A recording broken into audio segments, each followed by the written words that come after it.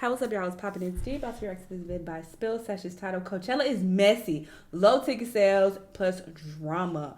Okay, I don't know why people still want to go to this event. There are so many other festivals that are better, but sure, this is the most popular, so people like to attend. But let's see what's going on. Let's watch. Coachella is back and less hyped than ever. It's crazy to say that this year is making headlines for the fact that things just aren't comparing to the other years. For the first time in a long time, there's still a large number of tickets still available.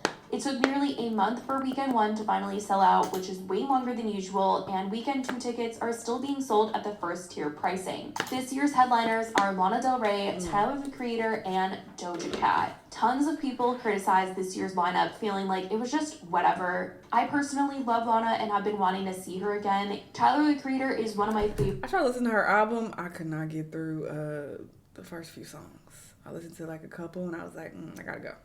Artist, but he hosts his own music festival called Camp Flognaw in LA, and that was just in November. So the timing between November and him being announced for Coachella in January felt so close that I think people were just like, oh, since they're both California festivals. Doja Cat performed back in 2022, but this would be the first year that she is headlining, but recently she has just been quite controversial. She's been in some drama with her fans. She said that she was quitting music. I mean, it has been a whole thing. And I did wonder if No Doubt had been announced as a main headliner, like in the big 3-day font, if more eyes would be on Coachella. I know they're still on there, but being at the bottom just feels kind of whatever, even though it is a big deal and they're reuniting for the first time since 2015. But I don't know, maybe moving it around just wouldn't have even worked and we'd be in the same position. But some are now wondering if the festival is trying to pull out all the stops last minute to drive people's attention towards this year's events, since the hype just isn't there. Within the last week, there's been rumors that Taylor Swift will be attending with Travis Kelce, as several of her friends are on the lineup. We've got Lana Del Rey, Ice Spice, Bleachers, Sabrina Carpenter. There's also other conversations being had surrounding this year's festival. Vulture reported Coachella really needs the press,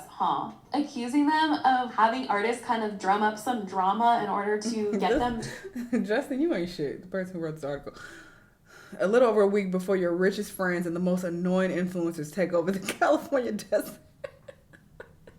Talked about, so people are looking at Coachella a little bit more. Along with them also talking about the Travis and Taylor rumor, they wrote, so was it just a coincidence that 9 days before her first Coachella headlining set, Doja Cat logged onto Twitter to philosophize about album leaks and pick fights with her fans, whom she recently swore she doesn't hate. Those tweets have already been deleted, but she's standing by her Pitbull take. Which, if you don't know what that's in reference to, she had tweeted out saying, how is Pitbull not in the big 3?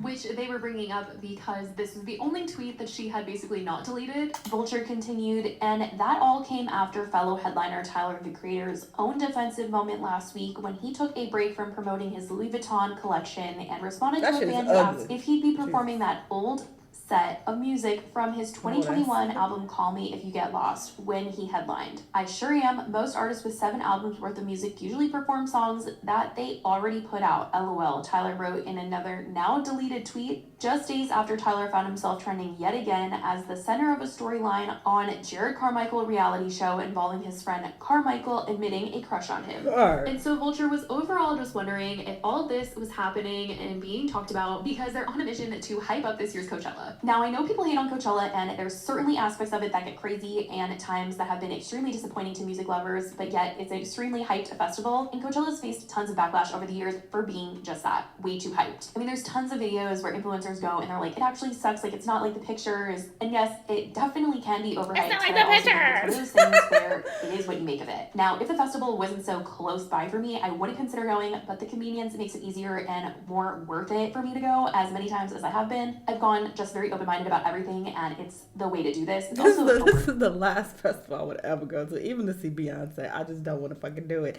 And it's in the desert. It's hot as hell over there. Who want to go all the way over there? It's not giving that. Which it's adds far another from layer me. to it. But if you're going for one specific artist, this is just not going to be for you. Because the crowd, it's not even going to be anywhere near as hyped as if you saw your favorite artist at their own headlining show. And sometimes they might not even come through for you, like we saw with Frank Ocean last year. I do think that when it comes to Coachella, you just can't go in with these crazy high expectations that it's going to be this magical, beautiful, super incredible Instagram situation that the entire time you're there, it's all about strategy, maximizing your time, making sure you're getting your money's worth, making sure you're hydrated, because it's an expensive festival and you do not want to take an L. Like, you gotta plan out who you want to see, where you have to go, the food you want to eat, where you're gonna meet your friends, all of this before you go. Truly, it's the only way. I mean, sure, you could totally go with the flow, it can be fun, but there's so many people who say that they had a horrible time, it wasn't worth the hype, and if you want to try it's to not that hot right now, the best though. bet is to plan. So but maybe like I said, getting your hopes up for one person in particular could be dangerous. Even though they're much hotter than LA, but I don't think it's that hot. 2022, when he gave the festival just 2 weeks to try and find his replacement. Swedish House Mafia and The Weeknd ended up filling the space for him that year, and obviously, like I said, last year Frank Ocean disappointed fans with his Coachella performance as he closed out the festival weekend one, leaving fans confused by the disappointing mess. It was his first performance in several years, and tons have come out just to see his set, but plenty were left wondering what went wrong. Fans had already been upset earlier that day after learning that his set would not even be live streamed by Coachella, but in the end, fans at home didn't miss too much because what was occurring on the stage was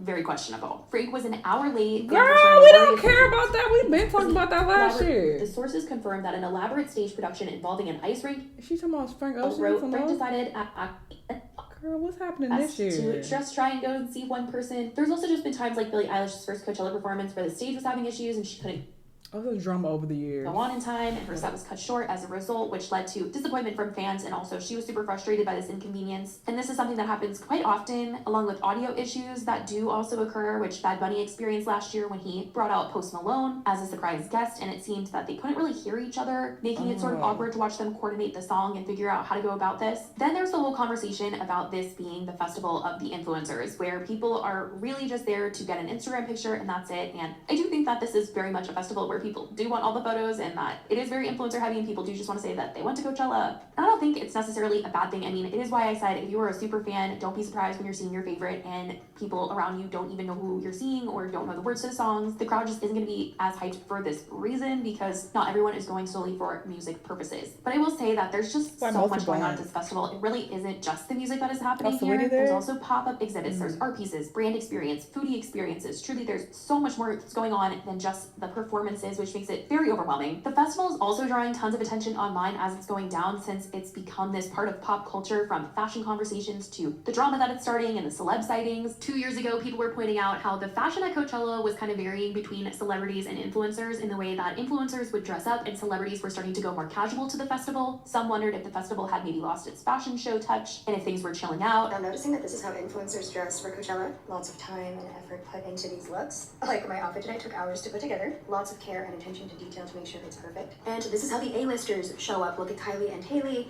Very easy, effortless, leather and jeans. Here's what Kendall wore. Like, is this the tea? I think that's the tea. Coachella this year has been a very controversial topic that I've seen a lot of different TikToks about. The differences between what influencers wore versus what celebrities wore. Celebrities dressing casual, making influencers look stupid. It's all very, very interesting to see people's opinions on this. A lot of celebrities dress casual because they don't want to be so... Oh, this nigga talks so fast, so we cannot have it sped up. Jesus Christ. He be on speed. They want to get into the festival, watch the set of a few of their friends. They don't want to post any content and they want to get out and enjoy their day. And that's fine. Whereas a lot of influencers do want to get spotted, and I don't think there's anything wrong with that. Our entire lives and jobs revolve around creating content and getting engagement on that content. I would love to go to a music festival in a casual outfit, but if I posted that on Instagram, it would get 0 engagement and all the comments would be like, what are you doing, girl? Also, for me personally, I think that getting dressed up for a music festival is cool and as part of the experience. I genuinely love planning the looks and then the why are you trying to defend defend it so hard? I'm out of here. And I feel like I already heard him say that. Is that included from last year? I don't know. But yeah, I've just never been into the whole Coachella thing. So, you know, it is interesting that people are starting to lose interest. But it's been very, very popular for several years now. So, you know, everything has its time. So maybe it's time for Coachella to you know, die off a bit. I mean, I'm sure it'll continue to be active and people will still go, but yeah, I guess it's not just this huge thing anymore. I personally think there are way, way better festivals. I love Rolling Loud personally, but you know, of course, it all depends on what type of music you're into. I primarily listen to rap, so that is why I like Rolling Loud, because it's mainly rap artists. But Yeah, if I could pick any festival to go to, that's the only one I want to go to. Y'all let me know what y'all think, though. Let me know what other videos you want me to watch, and I'll see you on the next one. Bye!